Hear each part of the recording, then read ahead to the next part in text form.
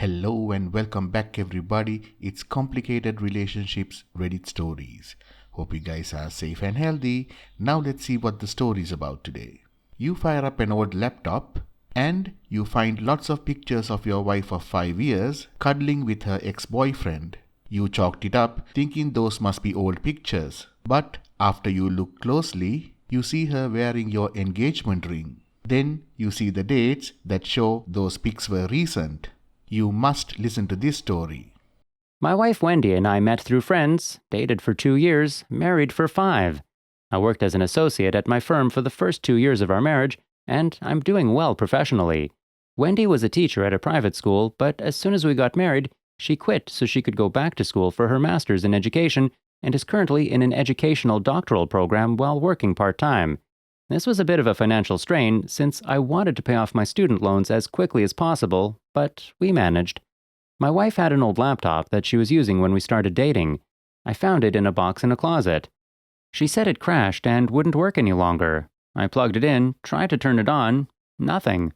When we met, Wendy took pictures of everything, primarily selfies of her with others.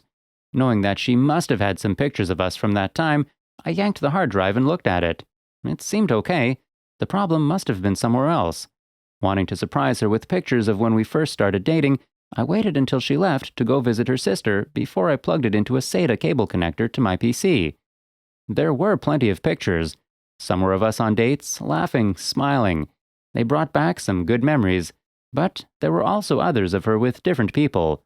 One person in particular I remembered. His name was Bob, and Wendy had dated him before me. There were lots of pictures of her and Bob. I wanted to grab only our pictures, so I thought the easiest way would be to organize them by date, figuring the latest pictures would be of only us. But when I clicked them by date, a lot of her pictures with Bob were jumbled up with the pictures of us. I began to open the pictures one by one and noticed that in a few of her pictures with Bob, where they were cuddling and kissing, she was wearing a necklace locket that I had given her as a birthday present in the second year we were dating. I looked at the dates on the pictures and a pattern emerged. On the days and weekends when school required my undivided attention, the times when she went to her mother's house or her sister's house to give me peace and quiet, she was meeting up with Bob behind my back. I was furious. It felt like fire ants were chewing on my brain, my heart, in my guts. I wanted to punch through the walls, but then something snapped and I went numb. I copied all of her pics to a flash drive. I packed a bag, grabbed some suits, took the thumb drive, and went to stay with my brother across town. I left her laptop hard drive plugged into my PC with a picture of her kissing Bob on the monitor. The only note I left behind was a sticky note with an arrow on it pointing to the necklace and locket. Wendy tried to call me from her mother's house, if that's where she really was, but I didn't answer.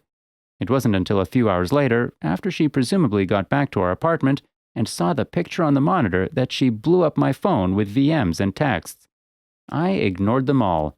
I've already met with another associate who works in the family law department about separation and divorce. We have no children or real property, since a lot of our money went to paying off my loans and for her tuition. My firm's circled the wagons around me, so her calls go to VM. She's not allowed onto the property. Wendy tracked me down at my brother's house, but he made it clear to her on the phone that if she tries to come over, he'll set his Dobermans on her. He told me she was screaming, sobbing, and begging on the phone. It didn't make me sad or happy. My marriage is over. I've accepted that. But it's been 2 days, and I still feel nothing. No pain, no anger. How is it possible that I have no more feelings for her, no desire to ever see her again, no desire to reconcile? Now that I'm alone with my thoughts, feeling this nothing for her scares me. Is this going to last? Is he still in shock? Is he permanently broken? The upside is he's never seen clearer solutions in his cases. The associate at my firm handling my case, let's call her Gail, reviewed the other pictures on the flash drive and found quite a few where Wendy is cuddling and kissing Bob, and the engagement ring I gave her is easily discernible. When I was told this, I didn't feel any pain or anger, only elation. I smiled. Oddly enough, I asked Gail why this awful news made me happy. She said that it's because it vindicates every action I've taken since I left. I've been NC with Wendy, and all communications have been through Gail, except for her family and friends who mistakenly think my brother and his wife will be a sympathetic ear. Gail's already prepared a separation agreement and scheduled a meeting with Wendy on Thursday afternoon. Gail made it clear to Wendy that if she isn't represented by counsel, then I won't be attending. We'll be filing the petition for divorce shortly. Gail believes any spousal support will be minimal and end quickly. I'll likely get stuck paying the rent for the next 5 months until our lease ends and Wendy completes the last of her doctoral courses. The only significant asset we have is the account with our savings for a down payment on a house, but it's a dual signature account with no ATM access. My SIL went over to my apartment when Wendy was supposed to be at her part-time job to grab more of my clothes and personal items. She ended up listening to Wendy for a couple of hours. The whole time SIL was packing up my stuff, Wendy was telling one easily provable lie after another.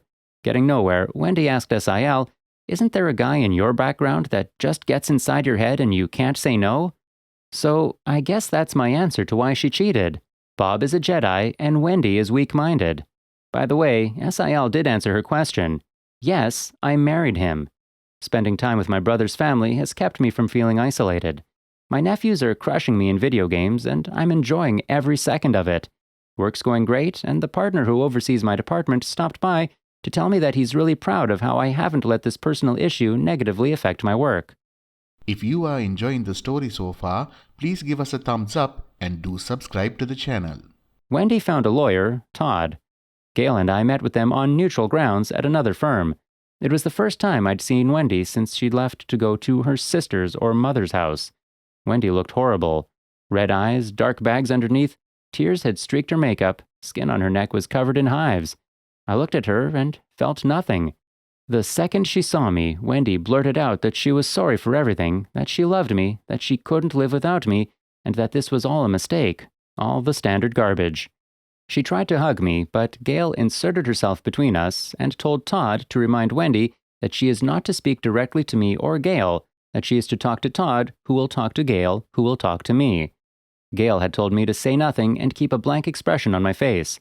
I thought this would be hard since I've been worrying about if my initial anger would return, but it didn't. I was still numb, kind of in a daze, like an out-of-body experience. Todd asked about reconciliation.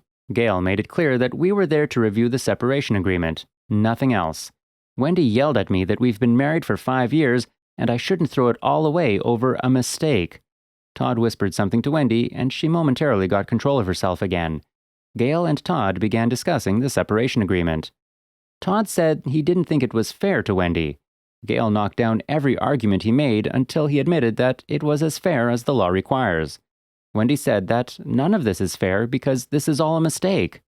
Gail spread black and white printouts across the table of all the pictures from the flash drive with Wendy kissing and hugging Bob where her engagement ring is clearly visible. Gail circled the ring in each picture, asking Todd each time, "Does your client believe this was a mistake? How about this? Was this a mistake? What about this one?" Wendy collapsed back into her chair to ugly cry. Gail and Todd began discussing timelines and other matters going forward. I guess my silent indifference finally got to Wendy, and she screamed out that she never cheated during the marriage. Gail wasn't having it and told Todd, "Tell your client to give me her cell phone. If your client hasn't cheated during the marriage, then she won't have a problem with my IT guy copying everything on it and downloading everything in any online accounts she's logged into. I can have him here in 10 minutes. Wendy clutched her cell phone with both hands, refusing to hand it over. Todd whispered something to Wendy. I'm certain he told her she just admitted to cheating. More sobbing. I smiled underneath my mask, but said nothing. When the meeting was over, I left without saying a word to Wendy. What's the use? Every word out of her mouth is going to be a lie. Gail received the signed separation agreement yesterday afternoon. I thought I'd be on the hook for the rent until June, but instead we're going to equally divide the home down payment savings account. This was the carrot to get Wendy to sign the separation agreement so quickly. Wendy will pay the rent herself starting this month, along with all utilities, etc. Between housing costs and her school costs, she'll have a little money left. Apparently, Wendy thinks this was a win for her, but it's a tactical move that eliminates the one significant asset we had. Divorce now will be much easier. Gail is preparing a petition for an uncontested divorce, so we won't even have to go to court. Now, here is the best news. Turns out that while we were in our 5th year of marriage, we haven't been married for a full 5 years, 4 years and 7 months. In our state, if the marriage is less than 5 full years, then the family court typically seeks rescission. This means the court will put the parties back in the financial position they were in before the agreement, or in our case, before the marriage. Immediately before our marriage, I was a jobless, heavily indebted law school graduate waiting on my bar results, while Wendy was a full-time, fully employed teacher. With no real property, no children, her account full of money, a teaching credential, a graduate degree in hand, and soon a doctoral degree to go with it, Wendy can't make the argument that rescission isn't appropriate in this case. In short, no alimony. Gail did warn Todd that if Wendy contests the divorce, the first person she'll depose will be Bob. Todd replied that Wendy agreed not to contest the divorce. If all goes well, 3 months from now, I'll be putting this sad chapter of my life behind me. Our entire relationship was all a lie, an elaborate Plan B illusion that benefited her at my expense. Friends, family, and coworkers have noted that my smile is back, and to be honest, I feel better than I have in years. Well done, Nopi. Excellent blindsided regrouped plan of action. Pulled the ripcord and safe landing. You will meet new and interesting people while having fun. End of the story. Please like, comment and share the video if you enjoyed it. Also, subscribe to the channel and hit the bell icon so you will be notified when we upload the next video. Take care.